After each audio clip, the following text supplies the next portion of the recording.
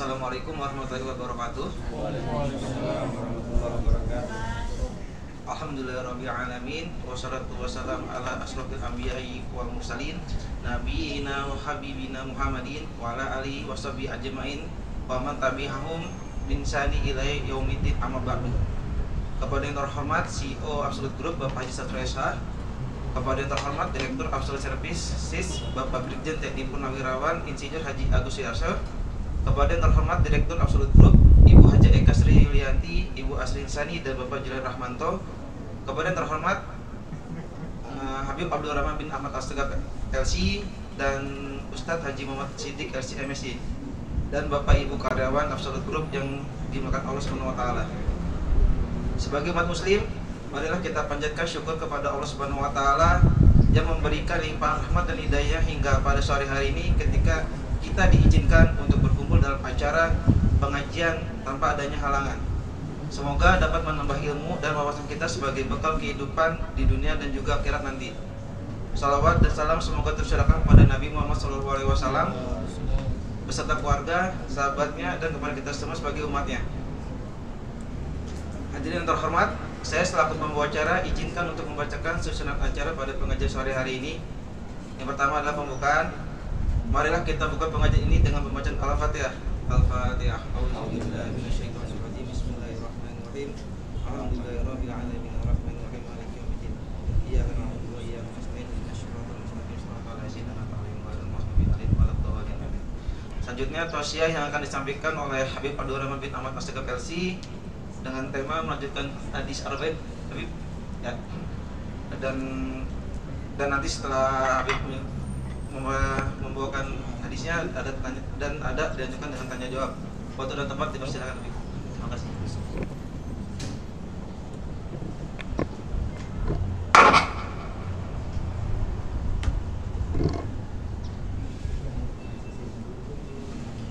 Assalamualaikum warahmatullahi wabarakatuh.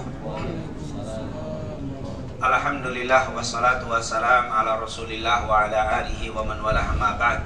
Segala puja dan puji kehadirat Allah, salawat serta salam kepada junjungan kita Nabi Muhammad sallallahu alaihi wasallam, para keluarga, sahabat, tabi'in, serta seluruh umat yang selalu dan istiqomah mengikuti sunnah-sunnahnya hingga yaumul qiyamah. Alhamdulillah, pada hari ini, di sore hari ini kita dapat kembali berkumpul setelah kita mendirikan sholat asar berjamaah untuk bersama-sama kembali mempelajari dan membahas hadis-hadis Nabi Muhammad SAW yang terdapat dalam kitab Arba'in Nawawiyah. Semoga apa yang kita pelajari ini mendapatkan keberkahan dan keridhaan dari Allah Subhanahu wa taala. Amin ya rabbal alamin. Di kesempatan sore hari ini kita akan melanjutkan atau menyelesaikan pembahasan yang tersisa dari hadis ke-23, yaitu hadis ke-23. Hadis ini yang kemarin sudah kita bahas sebagian ya, belum semua kita bahas tapi sebagian sudah kita bahas. Hadis Rasulullah SAW dari Abu Malik Al-Harith ibn Asim Al-Ash'ari radhiyallahu anhu. Beliau mengatakan, qala Rasulullah sallallahu alaihi wasallam, Rasulullah SAW pernah bersabda, at-tahuru syatrul iman. Kesucian itu setengah daripada keimanan. Walhamdulillah tamla'ul mizan. Dan ucapan alhamdulillah sebagai amalan yang bisa memenuhi timbangan. Wa subhanallah walhamdulillah tamla'ani au tamla'u ma baina sama'i wal ardh. Dan ucapan subhanallah walhamdulillah adalah amalnya, pahalanya itu dapat memenuhi antara langit dan bumi. Ini sudah kita bahas dua kalimat ini atau dua tema. Yang pertama, pentingnya menjaga wudu atau menjaga kesucian. Yang kedua, pentingnya berzikir, yaitu pentingnya banyak kita berzikir, khususnya kalimat alhamdulillah dan subhanallah walhamdulillah. Ini dua kalimat yang sangat istimewa. Kemudian Rasulullah bersabda di hadis ini, melanjutkannya dengan mengatakan wassalatu nurun. Salat itu adalah cahaya. Jadi Rasulullah bilang salat itu adalah cahaya. Salat kita tahu adalah aqwalun wa af'alun, awwaluha takbir wa akhiruha taslim. Yang namanya salat itu adalah perkataan dan perbuatan yang diawali dengan takbir, diakhiri dengan salam. Itu adalah sholat. Jadi sholat itu, apa sih sholat itu? Kalau di dalam bahasa terjemah, bahasa secara arti secara bahasa, sholat itu adalah doa. Jadi sholat itu adalah doa. Tapi kalau dari istilah, sholat itu adalah perkataan dan perbuatan yang diawali dengan takbir, diakhiri dengan salam. Itu namanya sholat. Jadi misalkan as-sholatu ala nabi, itu adalah doa untuk nabi. Arti sholat itu doa. Makanya di dalam hadis Rasulullah mengatakan as-sholatu alaihima wal istighfaru lahuma. As-sholatu alaihima, berdoa untuk kedua orang tua. Karena memang sholat itu artinya doa. Makanya orang yang berdoa tapi nggak sholat itu parah itu. Kalau lagi doa nangis tapi nggak pernah sholat, itu kenapa? Karena doa yang paling istimewa, yang paling utama adalah sholat. Jadi sholat itu adalah sebuah doa yang paling hebat. Makanya kita lihat disuruh berwudu. Sholat itu suruh berwudu. Kemudian kita mulai dengan niat dan bertakbir. Lalu kita baca surat Al-Fatihah. Fatihah itu ada mengandung doa. Kemudian kita duduk di antara sujud, Rabbighfirli warhamni wajburni warfa'ni warzuqni. Itu doa semuanya. Jadi sholat ini adalah mungkin kalau bahasa sekarang itu biangnya doa. Jadi kalau ada orang yang tidak sholat tapi berdoa, itu sama saja kata Imam Ibnu Qayyim, orang yang ada keinginan, ada hajat, ngadep kemana nih? Mau ketemu dengan raja. Kalau Qayyim bilang mau raja, saya ada hajat sama raja. Pas saya sampai di depan raja, saya nggak ngomong, nggak minta, tapi di luar istana saya ngomong. Itu adalah orang yang ibarat sholat tidak, tapi berdoa di tempat lain. Kenapa? Karena saat kita sholat, kita sedang berhadapan dengan Allah. Itu kondisi orang paling dekat dengan Allah dalam keadaan apa? Sholat. Makanya kita itu disuruh berwudu. Kenapa? Karena sedang menghadap Allah. Waktu kita bilang alhamdulillahirabbil alamin, Allah bilang hamidani abdi. Langsung Allah jawab, hambaku telah memuji aku. Berarti kalau kita sedang berhadapan dengan sholat itu, sebenarnya kita sudah berhadapan dengan Allah. Maka saat kita meminta, itulah waktu yang paling tepat, karena kita sedang sangat-sangat dekat dengan Allah. Apalagi di waktu sujud, akrabul abdi inda rabbihi inda sujudi. Sedekat-dekatnya seorang hamba kepada Tuhannya saat dia sujud, paling dekat. Makanya kita butuh sholat. Kenapa? Sama seperti kita butuh minta kepada Allah. Jadi sholat ini pentingnya bukan untuk Allah, tapi untuk kita.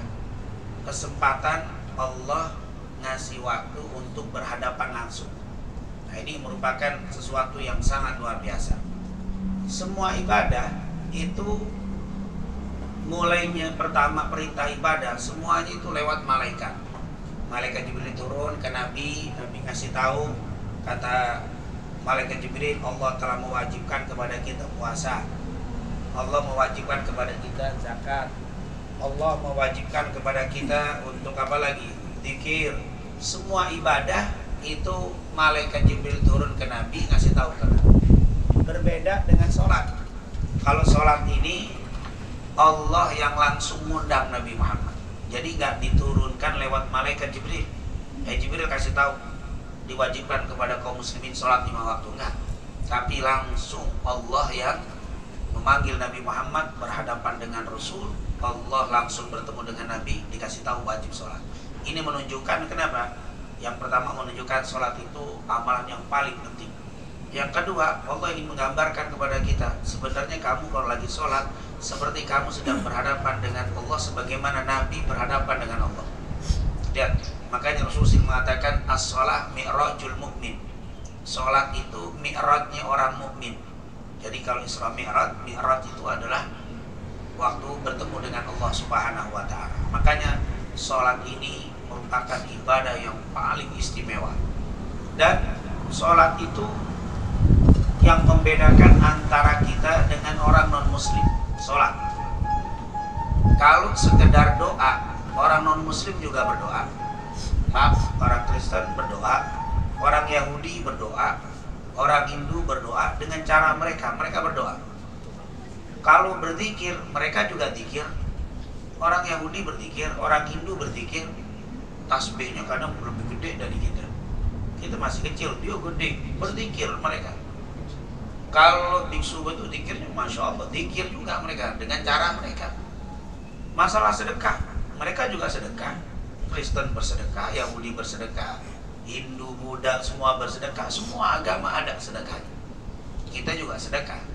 Puasa, mereka juga ada puasanya dengan cara mereka. Haji ada, mereka dengan cara mereka, mungkin ke Vatikannya, mungkin ke India, mungkin ke tempat-tempat yang mereka anggap suci. Tapi yang nggak ada itu sholat. Makanya Nabi pernah bilang, al-farqu bainana wa bainal kufri as-shalah. Yang membedakan antara kita dengan orang kafir itu sholat saja. Orang agama mana yang ada sholat seperti kita, ruku, bangun dari ruku, sujud, nggak ada. Makanya di sini kata Rasul yang membedakan kita dengan orang non-muslim adalah sholat. Jadi kalau orang Islam nggak sholat juga, bingung juga beda ini. Tapi kan saya dzikir Ustaz, yang lain juga dzikir. Tapi kan saya sedekah, yang lain juga sedekah. Saya puasa, yang lain juga puasa. Cuman mereka nggak sholat. Makanya disinilah keistimewaan sholat, satu-satunya ibadah yang khusus untuk umat Nabi Muhammad SAW. Oleh karena itu, karena banyaknya hadis-hadis yang berbicara tentang keistimewaan sholat, sampai-sampai tadi tidak ada amalan yang bila ditinggalkan menjadi kafir melebihi ibadah sholat. Itu sholat kalau ditinggalin bisa kafir. Sementara ibadah yang lain masih terjadi perbedaan. Tapi kalau sholat kafir. Ini berbahaya tentang sholat. Kenapa? Karena banyaknya dalil. Bahkan nanti di hari kiamat itu Rasul bilang, dikata awwalu ma yuhasabu bil abdu yaumal qiyamah sholat. Sholat itu adalah amal yang pertama kali dihisab. Kalau sholatnya baik, baiklah seluruh amalnya. Kalau sholatnya bagus, semuanya bagus. Kalau sholatnya rusak, rusaklah seluruh amal.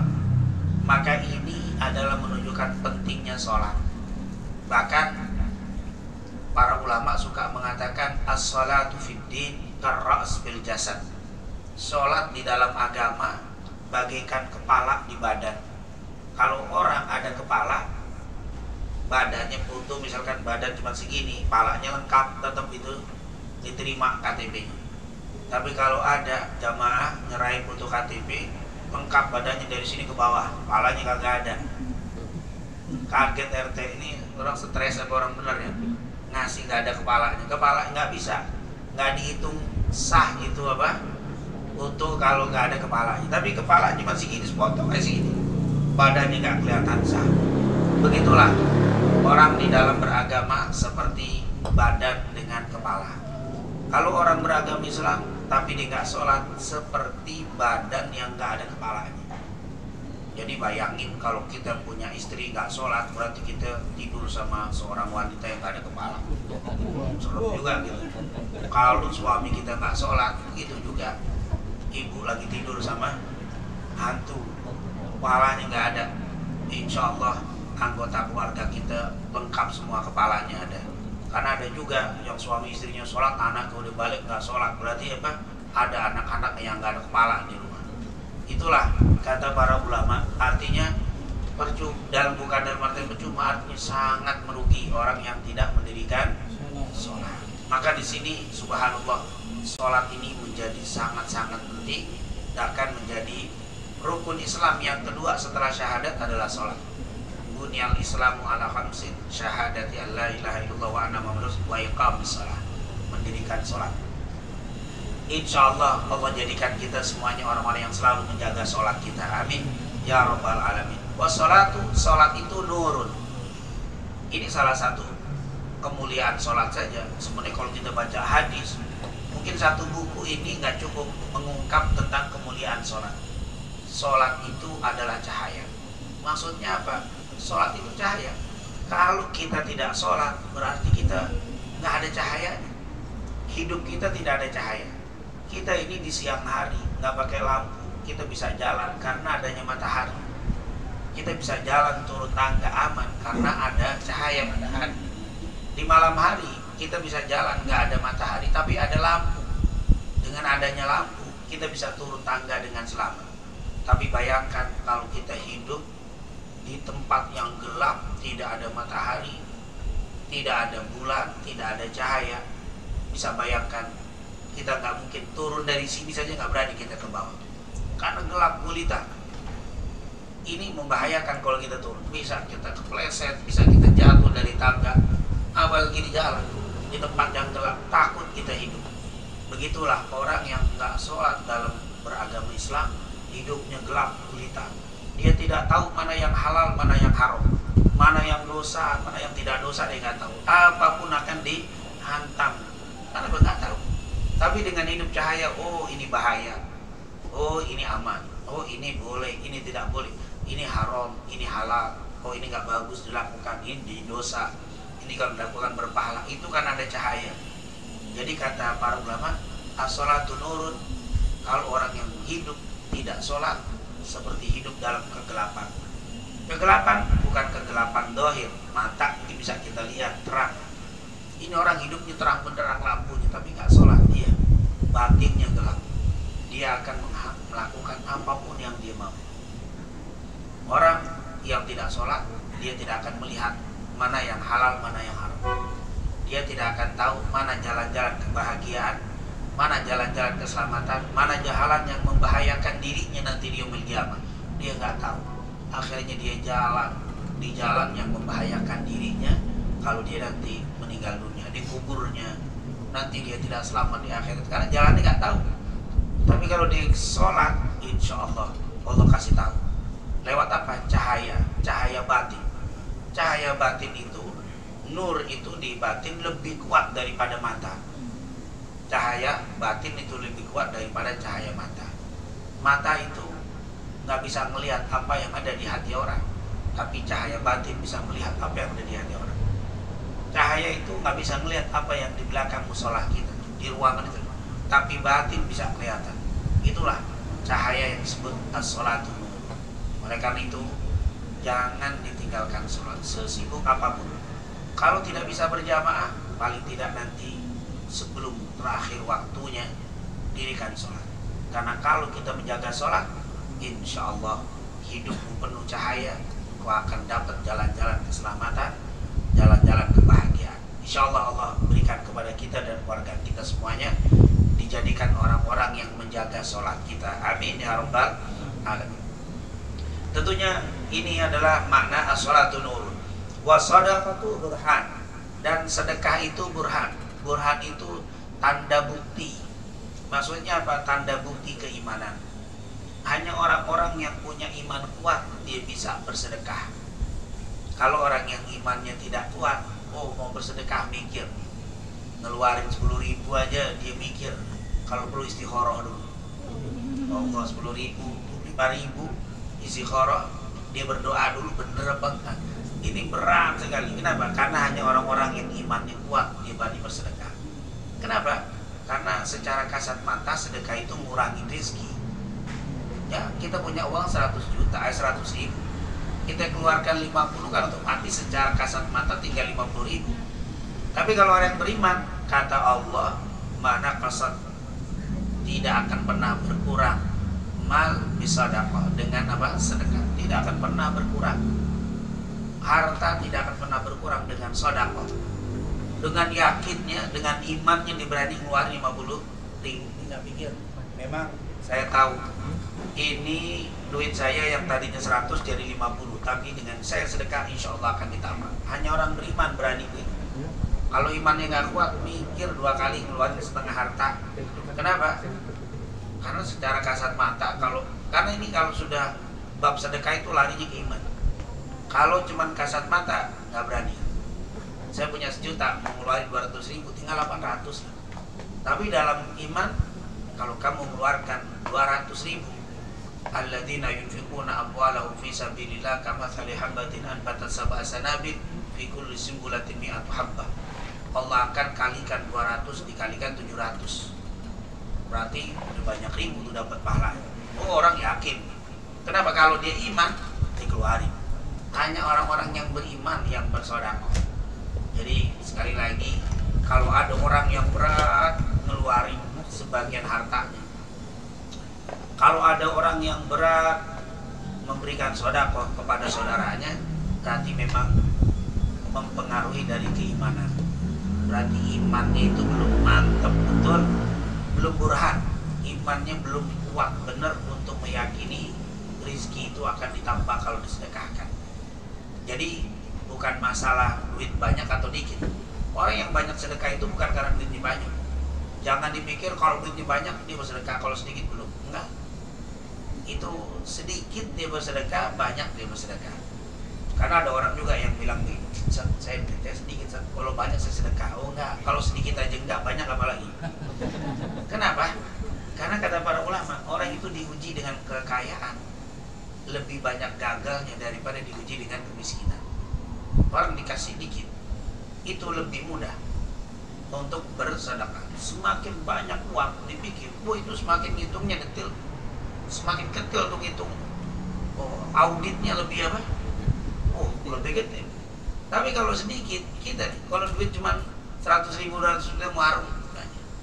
Tapi kalau dia mulai banyak, mikir nih, ngeluarin ini mulai kecilnya lebih. Makanya kata ulama, kalau dia sedikit dia bisa, banyak dia bisa. Tapi kalau sedikit dia nggak bisa, jangan mikir kalau banyak dia bisa, justru nggak bisa. Makanya kalau ada orang itu, kalau dibilang saya insya Allah kalau kaya, saya pengen bikin masjid. Kalau kaya, sekarang kamu nggak punya, tapi paling bisa beli karpet. Nggak, ntar aja nunggu kaya baru nyumbang. Nggak bakal beli. Kalau sekarang kamu nggak berani nyumbang, apalagi kamu nanti kalau dibanyak, nggak bakalan. Kata para ulama, orang yang tidak bisa beramal yang dengan jumlah sedikit, jumlah lebih banyak lebih nggak bisa lagi. Nah, makanya kata para ulama, sedekahlah semampunya. Nanti insya Allah dengan sedekahmu akan ditambah nikmatmu oleh Allah Subhanahu. Tapi yang berani begitu tuh hanya orang-orang beriman. Makanya as-shadaqah burhan. Sedekah sebagai tanda bukti. Apa itu? Sebagai tanda bukti keimanan seseorang. Insya Allah Allah tambahkan rezeki kita, dan insya Allah Allah mudahkan bagi kita untuk mengeluarkan sebagian harta kita sebagai tanda keimanan kita. Amin ya rabbal alamin.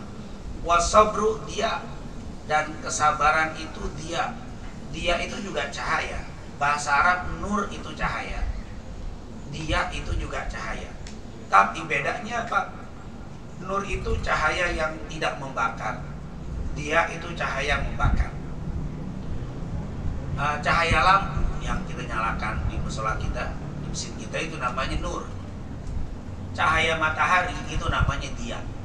Jadi kalau kelamaan di cahaya dia itu jadi apa? Jadi angus juga kita lama-lama. Jadi keling, jadi apa? Jadi hitam. Kenapa? Kena cahaya. Tapi kalau cahaya lampu, walaupun berlama-lama nggak ada orang jadi apa? Jadi hitam gara-gara kena cahaya ini. Itu namanya cahaya. Jadi nur itu cahaya yang lembut, yang tidak membakar. Dia itu cahaya yang keras, kuat. Makanya suka ada orang namanya Nuruddin, apa? Cahaya agama. Nur siapa lagi? Ibu Nur juga ada, nggak pakai nur tambahan nur gitu kan, cahaya. Itu kalau bahasa kita, orang itu pengen hidupnya penuh cahaya. Tapi kalau dia ada namanya bapak dia atau Diyauddin. Kalau tadi Nuruddin, kalau ini Diyauddin, arti cahaya yang terang benderang sekali. Itu dia. Sabar itu dia. Sabar itu cahaya, tapi cahaya yang membakar, cahaya yang keras. Maksudnya apa? Kalau kita bisa sabar, wah cahayanya kuat banget. Kalau kita bisa sabar, cahayanya sangat kuat. Ini menunjukkan sabar itu tidak setiap orang bisa apa? Bisa sabar. Kata orang, sabar enak diucap, tapi apa? Susah dilakukan. Sabar dari bahasa Arab sibir. Kata-kata sabar berasal dari kata sibir. Itu kalau sobrun, ini sibrun. Apa sibir itu? Apa sibir itu? Sibir itu jadam. Tahu jadam? Jarang jadam sekarang. Ini batu, bukan kayak batu hitam gitu tuh. Tapi kalau dimakan pahitnya, luar biasa. Biasanya dulu kita makan itu kalau misalkan di tempat yang banyak nyamuk, kalau kita makan itu nyamuk aja gak mau makan gitu. Pahit banget. Sampai begitu itu, dan bagus sekali untuk racun dan sebagai penetral. Itu suka kita saking pahitnya, kita kadang nggak kuat makan begitu, pakai masuk itu bisa masuk makan itu saking apa berat. pahitnya. Makanya sering dikatakan as-sabru kasibri murrun fi madaqatihi wa aqibatu ahla minal asali. Itu kata orang Arab, suka syair begitu. As-sabru kasibir, sabar itu bagaikan jadam. Murrun fi madaqatihi, pahit rasanya. Wa aqibatu ahla minal asali, tapi akibat dari sabar lebih manis daripada madu. Itu bahasa kita kayak obat. Obat itu pahit, tapi hasilnya jadi apa? Jadi sehat. Sabar itu bagaikan jadam yang sangat pahit rasanya, tapi akibat dari kesabaran lebih manis daripada madu. Sabar ada 3 macam. Yang pertama sabar dalam ibadah, yang kedua sabar dalam meninggalkan maksiat, yang ketiga sabar dalam musibah. Jadi sabar itu 3. Sabar dalam ibadah ini kayak begini nih. Setiap asar kita sholat, setiap duhur sholat, setiap maghrib sholat, harus sabar. Itu namanya sabar, dan ini sabar tingkat tinggi. Ini kalau bahasa ini tingkat yang paling mulia, sabar yang paling tinggi, sabar dalam ibadah. Sabar dalam ngaji, tuh padahal enak banget di ruangan yang ber-AC, nyender gitu kan. Nah, sambil melonjor enak banget ini duduk dari di sini setengah mati ngantuknya, Bu. Oh, udah dipaksain. Ini kalau dikasih lidi begitu biar susah banget. Ini sabar. Ini memang sabar dalam ibadah itu lebih berat. Sabar yang paling berat, paling tinggi adalah ibadah. Sabar dalam ibadah. Insya Allah Allah kasih kesabaran untuk kita semua dalam melaksanakan ibadah kepada Allah. Yang kedua baru tingkatnya agak rendah, yaitu sabar meninggalkan maksiat. Di luar kadang godaannya luar biasa. Ada orang narkoba mungkin kelihatannya enak, kita digoda sama syaitan untuk makan itu, sabar, jangan mengkonsumsi narkoba, sabar. Itu adalah sabar, yaitu digoda untuk melakukan maksiat. Ya maaf, melakukan kemaksiatan itu kelihatannya enak, karena setan itu selalu menghiasi apa yang masih itu enak. Berjudi kayaknya enak, nggak pakai kerja judi, kalau menang dapat banyak, kalau menang kebanyakan kalahnya daripada menang. Gak ada kata para ulama menangnya kalah, apalagi kalahnya bangkrut itu. Tidak ada cerita orang kaya raya gara-gara apa? Gara-gara judi. Yang ada semuanya habis. Yang menang bandarnya doang. Gak ada yang menang. Itu subhanallah, menang dalam artian jumlah tapi habis. Itulah kelihatannya enak, tapi itu adalah maksiat. Itu memang suruh sabar, ya Allah, sabar. Sabar untuk apa? Apalagi sekarang nih saya dengar ada game, ada yang bisa sampai 100 juta, 200 juta. Ini subhanallah main game. Tahu gamenya saya bingung game apaan. Kita gamenya cuma PlayStation doang, yang nggak ada game, nggak ada apa itu. Paling game bola. Nah kalau yang ini main game sampai itu memang menggoda. Ya Allah, kadang-kadang sekarang di iklan kan bagus, iklannya menarik, tapi hati-hati itu maksiat. Maksiat ini memang dituntut kita untuk bersabar. Sabar, jangan ikut-ikutan. Yang saya kaget, saya pernah ada bawa orang umroh, dia cerita, saya pernah satu hari 50 juta. Mau ngapain? Game apaan? Saya nggak paham game itu apaan. Yang saya tahu handphone untuk nelpon doang kali ya, mau untuk foto-foto, selebihnya nggak lebih itu. Subhanallah, mereka bisa. Ini game, ini subhanallah. Memang dituntut kita sabar, ya Allah. Memang iklannya nggak bisa habis ya. Kadang-kadang goda banget, dikit-dikit iklan. Kayaknya itu semua bakal untung, nggak ada yang rugi tuh kalau di iklan. Padahal itu semuanya merugikan. Subhanallah, ini mesti kita sabar. Ini namanya sabar meninggalkan maksiat. Godaan sangat besar. Godaan untuk mengambil hak orang lain, itu godaan. Ngelihat orang-orang kayaknya keren juga tuh, pengen. Nah ini syaitan yang a'udzubillah minasyaitonir rajim. Jadi sabar di dalam meninggalkan maksiat. Nah yang ketiga, sabar paling rendah. Jadi sabar yang paling tinggi nilainya itu adalah ibadah. Yang nomor 2 maksiat, sabar untuk meninggalkan maksiat. Yang ketiga, sabar kena musibah, itu paling rendah. Padahal orang tuh banyak sabar kalau lagi jatuh, tapi gak diajarin kalau dia sholat istiqomah, itu salah. Itu sabar paling rendah. Mungkin kalau pakai nilai, sabar ibadah dikasih 100 pahala. Kalau maksiat, dia sabar nggak melakukan maksiat, dapat 50. atau mungkin 75 dikurangi 25. Nah, kalau sabar apa? Musibah dapat 50. Itu sabar paling kecil derajat. Kenapa? Karena sabar musibah itu nggak ada pilihan. Kita jalan, kejedot, benjol, sabar, benjol, nggak sabar, benjol. Kudu banget kalau nggak sabar. Kenapa? Pahala nggak dapat karena nggak sabar. Tapi kalau sabar, benjol tetap benjol, cuma ada pahalanya. Makanya di situ, kalau bahasa kita, ya bodoh aja kalau nggak sabar. Kecuali kalau sabar, benjol tambah gede, nggak sabar, benjol hilang. Mungkin nggak sabar wajar. Nah, sabar nggak sabar, benjol tetap benjol. Kenapa nggak sabar? Kalau sabar, kita dapat pahala, benjol tetap benjol segitu. Tapi kalau kita nggak sabar, benjol tetap, pahala tidak dapat. Makanya sabar beda itu. Kita jalan kepleset, keseleo. Nggak sabar, tetap pasti keseleo. Nggak ada urusan. Sabar bukan berarti nggak jadi keseleo, tetap keseleo. Kalau sabar, keseleonya dapat pahala. Kalau nggak sabar, ya keseleo, tetap keseleo, sakit tetap sakit, nggak dapat pahala. Makanya disinilah nilai ini jadi turun. Karena hanya orang-orang bodoh saja. Tapi kalau sabar sholat, itu perjuangan, itu perlu usaha. Tapi kalau sabar musibah, nggak ada usaha. Dia tiba-tiba kepalanya pusing, terus nggak sabar, tetap aja pusing. Sabar, pusing tetap. Cuman bedanya kalau kamu sabar, pusingmu itu menggugurkan dosa. Pusingmu itu mengangkat derajatmu di derajat yang lebih tinggi. Nah, makanya di sini alangkah indahnya sabar di dalam musibah. Kenapa? Hanya orang-orang yang kurang ngerti atau bodoh saja yang kalau kena musibah nggak sabar. Ada pertanyaan. Nabi Yusuf itu pernah ujian dua. Yang pertama, dia itu pernah diuji dengan sama kakak-kakaknya dilempar ke sumur.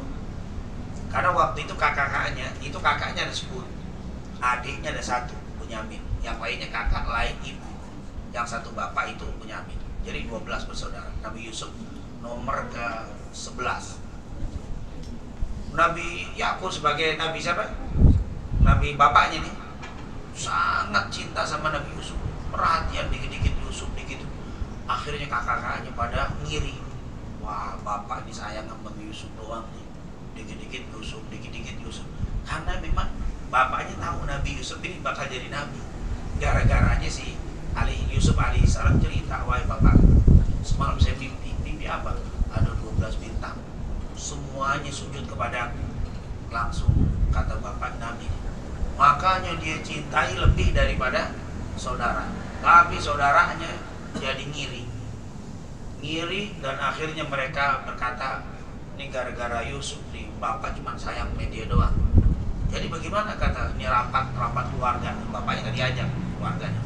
Gimana caranya supaya bapak juga perhatian sama kita? Cintanya nggak kasih Yusuf doang. Kita bunuh Yusufnya. Kalau Yusufnya mati, selesai. Bapak akan sayang sama kita. Akhirnya mereka mengambil keputusan membunuh Nabi Yusuf. Waktu mereka berjalan mau membunuh, mereka berpikir, waduh, kalau dibunuh nanti bagaimana? Alasannya ketahuan pasti sama bapak. Terus begini aja, kita lemparin aja dia ke sumur di tengah padang pasir yang jauh di hutan sana. Biar gak ketemu, dilempar aja, mati di dalam sumur. Akhirnya berangkat. Nah, ini menunjukkan pelajaran untuk kita kalau punya anak tidak boleh pilih kasih. Harus kita punya anak itu berlaku adil. Gak boleh yang cakepan kita kasih lebih perhatian, yang jelekan apa? Nomor 2 ini harus sama. Lihat, Nabi diistimewain sekelas Nabi Yusuf. Nabi Yusuf kan gantengnya, tahu sendiri. Gantengnya Nabi Yusuf itu kata Imam Ibnu Qayyim, seandainya ada ganteng Allah turunkan 100%, 50% dibagi kepada seluruh laki-laki yang ada di atas muka bumi, 50% untuk Nabi Yusuf sendirian. Jadi gantengnya bagaimana? Kita itu laki dapat 0, kebanyakan nolnya. Seluruh dunia laki itu diganteng, dibagi. Nabi Yusuf sendirian. Makanya perempuan dikasih buah, dikasih pisau, suruh ngupas. Nabi Yusuf suruh lewat. Pas melihat Nabi Yusuf, tangannya dipotong gak terasa. Tangan jari jemarinya itu putus, nggak terasa perih, nggak terasa sakit, enaknya ngeliat Nabi Yusuf. Maklum 50%. Ada nggak orang laki yang kayak begitu sekarang suruh lewat? Makan donat aja berhenti. Ada donat kita lewat tuh. Kita lagi makan, ngeliat perempuan. Laki lewat, nggak ada urusan donat aja. Itu karena ya 0,0% kita dapat gantengnya. Tapi Nabi Yusuf sampai begitu. Itu kalau ada perempuan lagi cinta banget sama seorang laki-laki, nikah sekarang, Nabi Yusuf suruh lewat, tuh perempuan lupa sama suami. Itu kalau orang melihat Nabi Yusuf nggak bisa nunduk. Kalau lihat nggak bisa nunduk. Sampai Nabi Yusuf masuk rumah baru dia akan sadar. Itu saking apa? Karena gantengnya itu bukan ganteng biasa, ganteng mukjizat. Jadi bukan ganteng biasa, ganteng mukjizat. Sehingga nggak ada orang yang bisa menyamai Nabi Yusuf. Makanya anaknya seganteng begini, udah gitu Nabi lagi, dilebihin cintanya dilihatin sama anak ngiri. Apalagi anaknya ada 3, satu biasa-biasanya bapaknya ngelebihin, yang 2 pasti ngiri. Ini Nabi Yusuf seperti itu. Bahkan Nabi Yusuf itu melihat setiap dia jalan, itu perempuan bisa lupa sama suami. Makanya Nabi Yusuf bilang, asijinu abu ilayya, penjara aja saya. Ini kalau begini terus di perempuan pada kena fitnah semua. Kalau ada orang kayak begitu di sini, ganteng kayak begitu, dimanfaatin kelebihannya. Nabi Yusuf enggak. Akhirnya dia masuk penjara 10 tahun. Nabi Yusuf tuh 10 tahun di penjara. Kesalahannya apa? Terlalu ganteng. Jadi nggak ada manusia yang ke penjara gara-gara terlalu ganteng. Nabi Yusuf doang. Itu kesalahan Nabi Yusuf. Dan akhirnya terlalu ganteng. Akhirnya Nabi Yusuf setelah keluar dari penjara, dia ditutup mukanya. Jadi kalau ada perempuan ditutup mukanya. Karena kalau dibuka itu akan fitnah, ditutup. Itu gantengnya Nabi Yusuf. Ini wajar dong bapaknya ngelebihin Nabi Yusuf karena memang luar biasa, dari fisiknya luar biasa. Terus dia seorang nabi lagi. Kakak-kakaknya ngiri semua. Singkat cerita, akhirnya Nabi Yusuf dibuang sama kakak-kakaknya di sumur.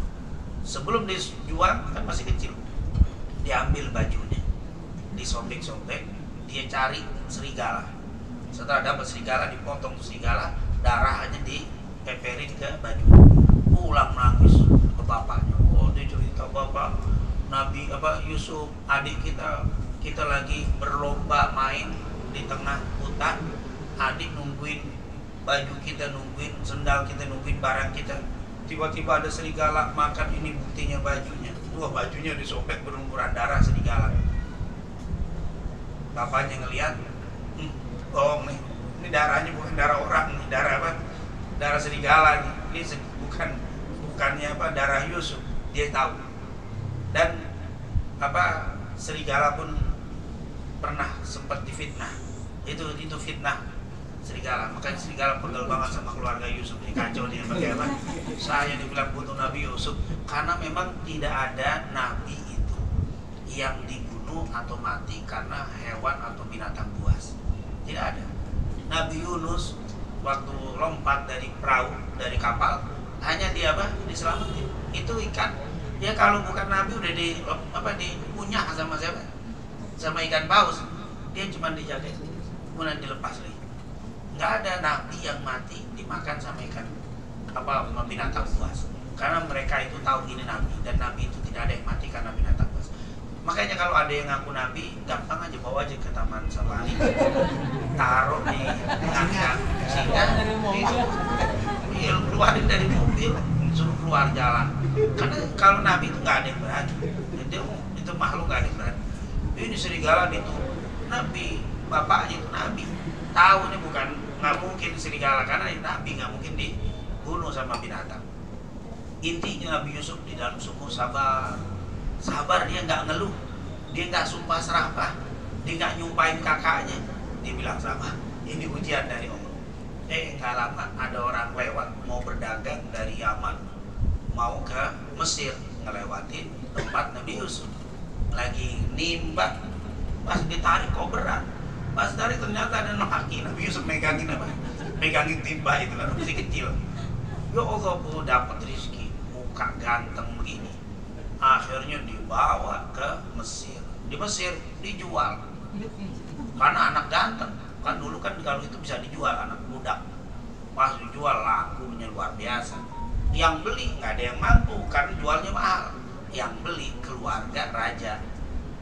Akhirnya jadilah dia masuk ke istana. Gara-gara jadi budak. Pas mulai agak gede, gantengnya kayak tadi, perempuan semua ngeliat pasti kena apa? Tergoda. Salah satu istrinya siapa? Ini sebenarnya bukan raja, gubernur. Yang itu di wilayah kerajaan, wilayah gubernuran. Ternyata siapa istri daripada si raja tadi tertarik melihat Nabi Yusuf. Memang semua perempuan pasti tertarik melihat Nabi Yusuf. Tergoda. Yang sering kita sebut namanya siapa? Zulaikha katanya. Walaupun di dalam tafsir ada bilang Zulaikha atau bukan, tapi intinya sering nama Zulaikha. Waktu melihat Nabi Yusuf gantengnya kayak begitu tertarik, akhirnya tergoda.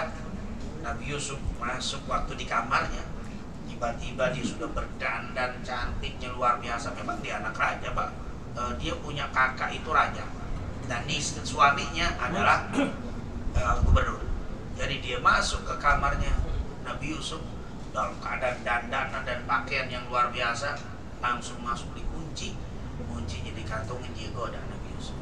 Saat itu Nabi Yusuf nggak mau tergoda, dia bahadap, dia buang di muka terus begitu, sampai pas dideketin Nabi Yusuf lari, ditarik bajunya sampai sobek.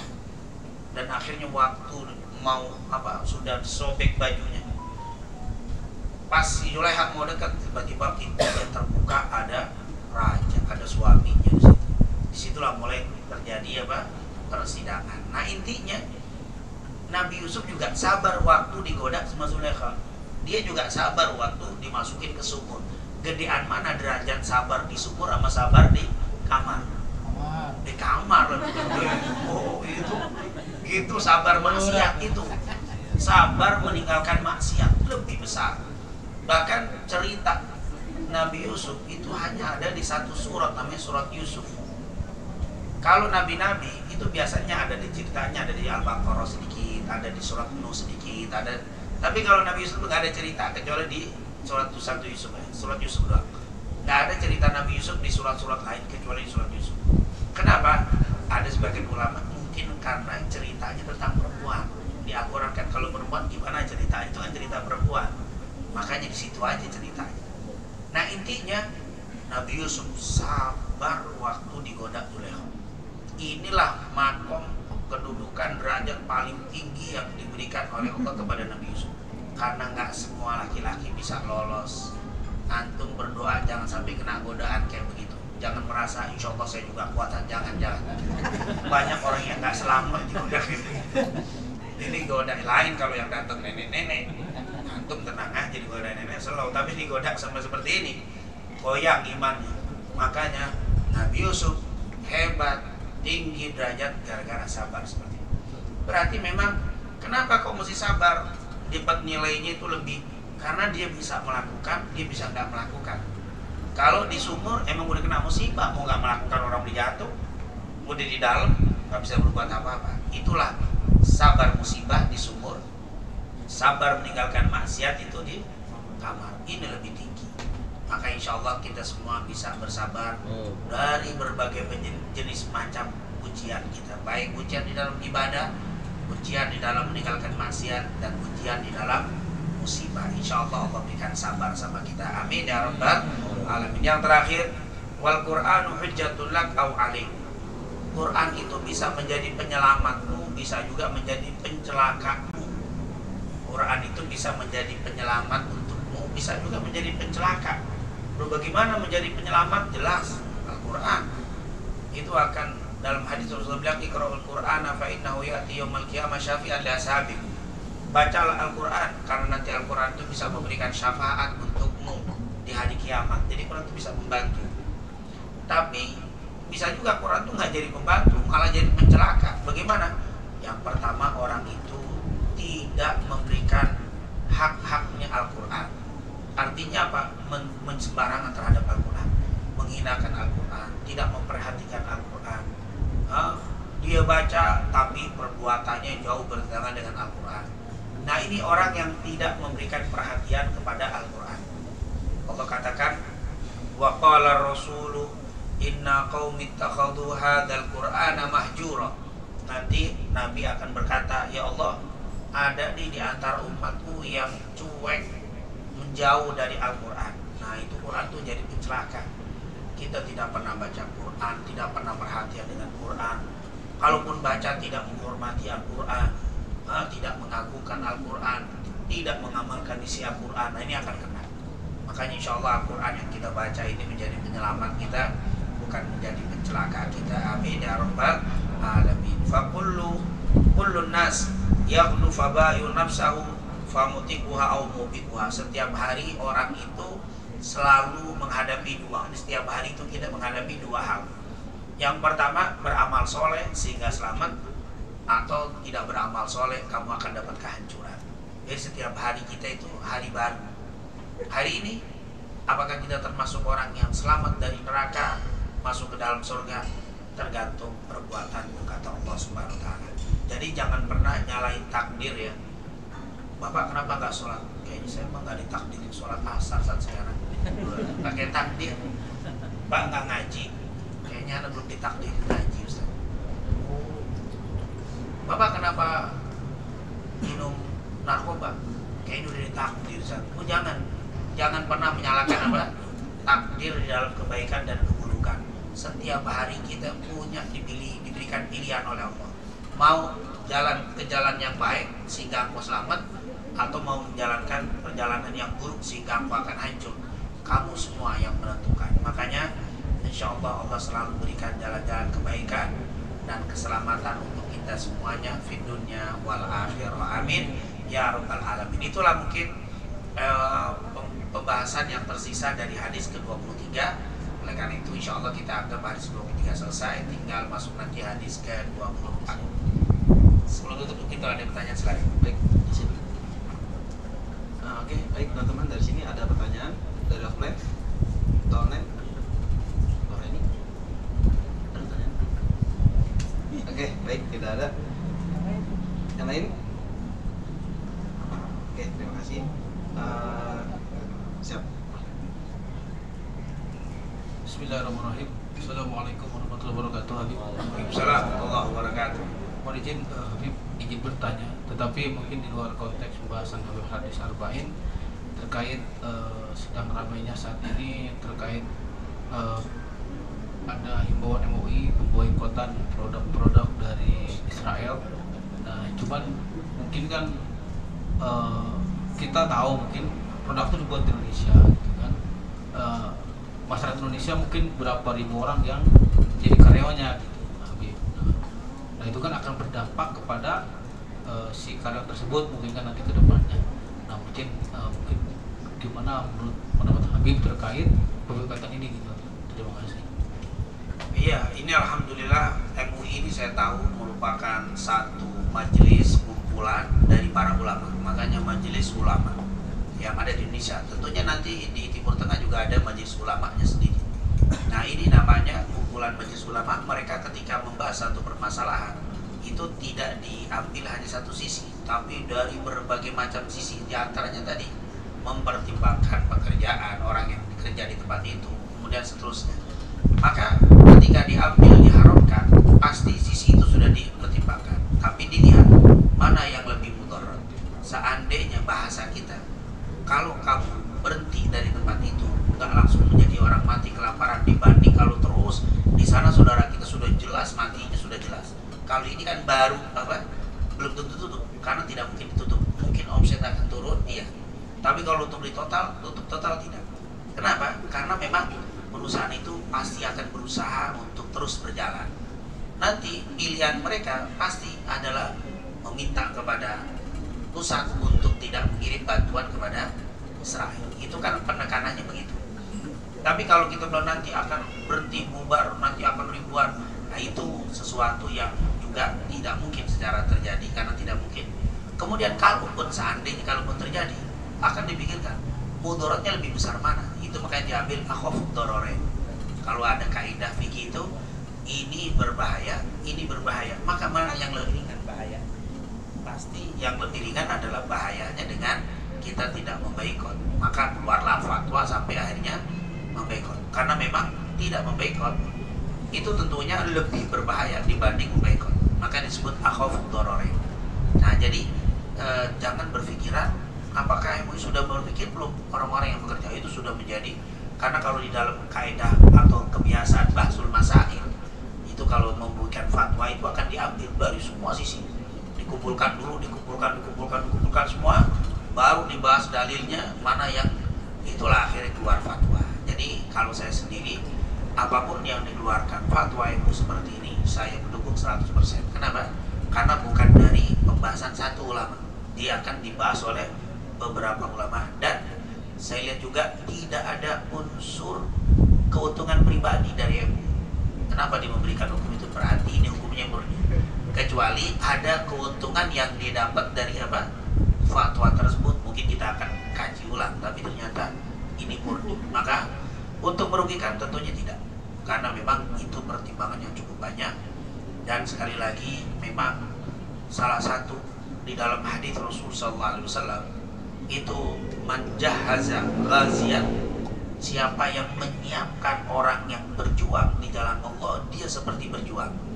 Jadi saya tidak ikut turun perang, tapi saya mempersiapkan, saya membantu logistiknya, saya membantu, saya pahala sama seperti berperang.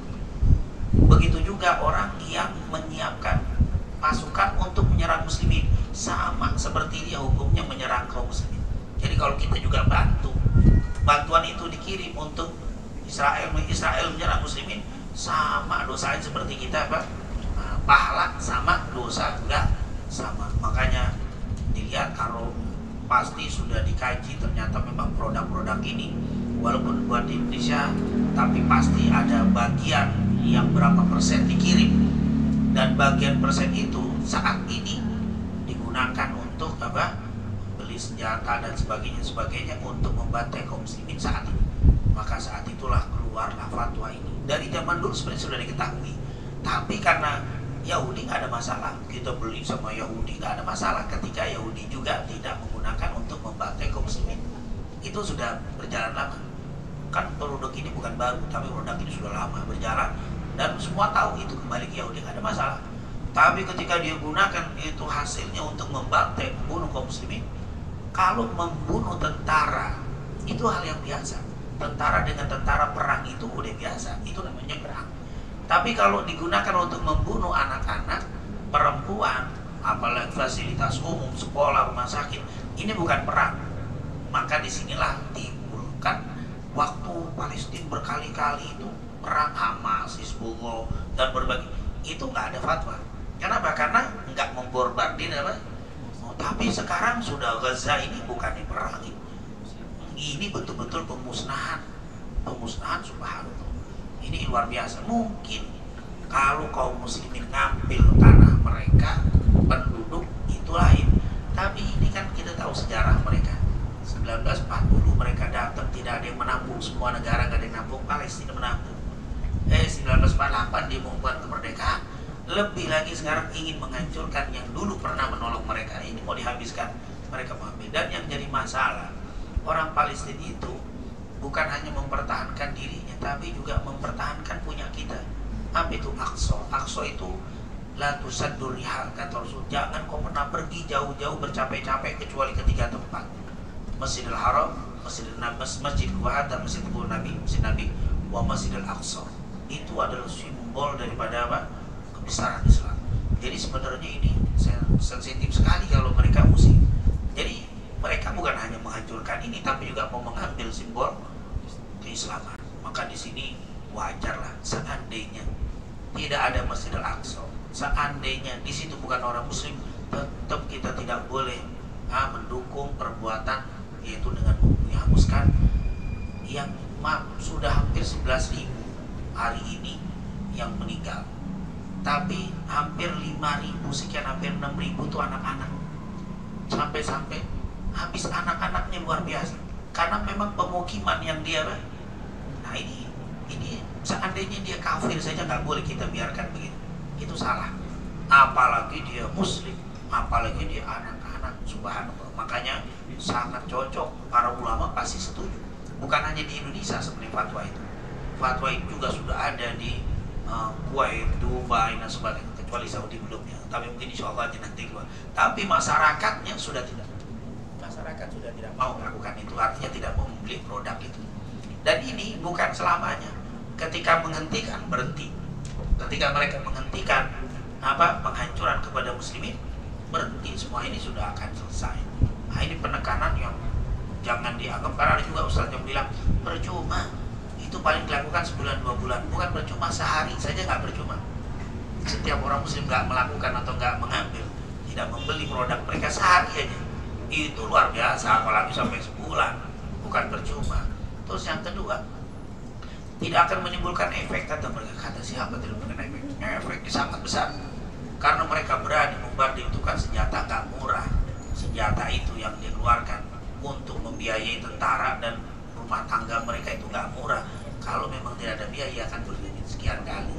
Jadi kalau saya pada prinsipnya sangat-sangat mendukung MUI dan melaksanakan apa yang difatwakan. Kenapa? Karena hasil itu sudah dikaji sangat dalam dengan berbagai macam aspek kehidupan plus akibat baik dan buruknya. Kalau dibicara ada akibat buruk, pasti tidak ada sebuah hukum yang keluar tidak mengandung efek buruk, pasti ada. Tapi baiknya itu lebih banyak daripada buruknya. Makanya waktu ditanya khamr saja, bir, dalam Al-Quran, yas'alunaka 'anil khamri wal maisir, mereka bertanya tentang khamr dan judi. Qul fihima itsmun kabirun wa manafi'u linnas. Katakan di dalam bir dan judi itu ada kebaikan dan ada keburukan. Wa itsmuhuma akbaru min naf'ihima, tapi keburukannya lebih besar daripada kebaikannya, maka hukumnya haram. Jadi hukum itu bisa dilihat dari akhafud dararain, mana yang lebih membahayakan. Jadi itu memang dipikir-pikir akan membahayakan, tapi tidak sebahaya kalau kita teruskan, kalau kita tidak berubah. Wallahu a'lam. Oke, baik, terima kasih Habib atas jawabannya. Oke, sudah ya. Oke, akhirnya kita sampai di penghujung acara, itu udah bersama dan akan dipimpin langsung oleh Habib. Sebelum kita berdoa bersama, saya selaku pembawa acara, jika terdapat salah kata apa ataupun sikap yang tidak berkenan di hati Bapak Ibu sekalian, saya mohon maaf yang sebesar-besarnya. Kepada Habib untuk memimpin doa bersama, kami persilakan. Baik, kita akhiri majelis kita. Semoga dengan keberkahan majelis yang kita lakukan di sore hari ini, Allah buka untuk kita semuanya pintu-pintu kebahagiaan dan keselamatan dunia wal akhirah. Allah berikan kepada kita rizki yang halal dan thayyibah, rizki yang membawa keselamatan kita dan kebahagiaan kita di dunia wal akhirah. Amin amin ya rabbal alamin. Dan kita mohon selalu kepada Allah, semoga saudara-saudara kita yang ada di Palestina dibantu oleh Allah, diberikan pertolongan, diberikan kekuatan, diberikan kesabaran, dan yang meninggal dimeninggalkan dalam keadaan syahid fisabilillah, yang terluka dijadikan sebagai penggugur dosa-dosanya, meninggi derajatnya, dan diberikan kesembuhan oleh Allah Subhanahu wa taala, dan yang harta bendanya hancur porak-poranda diganti oleh Allah dengan yang lebih baik. Dan kita mohon kepada Allah, semoga Zionis Israel yang berusaha menghancurkan kaum muslimin dihancurkan oleh Allah Subhanahu wa taala, dilemahkan kekuatan mereka, diporak-porandakan persatuan mereka, diberikan ketakutan di dalam hati mereka untuk membinasakan kaum muslimin. Amin amin ya rabbal alamin. Rabbana taqabbal minna innaka antas samiul alim wa tub alaina innaka antat tawwabur rahim. Allahumma inna nas'aluka ilman nafi'an wa rizqan thayyiban wa amalan salihan. Allahumma ansuril islam wal muslimin wa ahlikil kafarata wal mutadiyata wal musyrikin. Allahumma syattid syamlahum wa mazzik jama'ahum wa dammir diyarahum. Rabbana taqabbal minna innaka antas samiul alim wa tub alaina innaka antat tawwabur rahim. Wa sallallahu ala sayyidina Muhammadin wa ala alihi wa sahbihi wasallam. Walhamdulillahi rabbil alamin. Baik, sebagai penutup acara pada pagi sore hari ini, marilah kita membaca doa kafaratul majelis. Subhanallah wa bihamdihi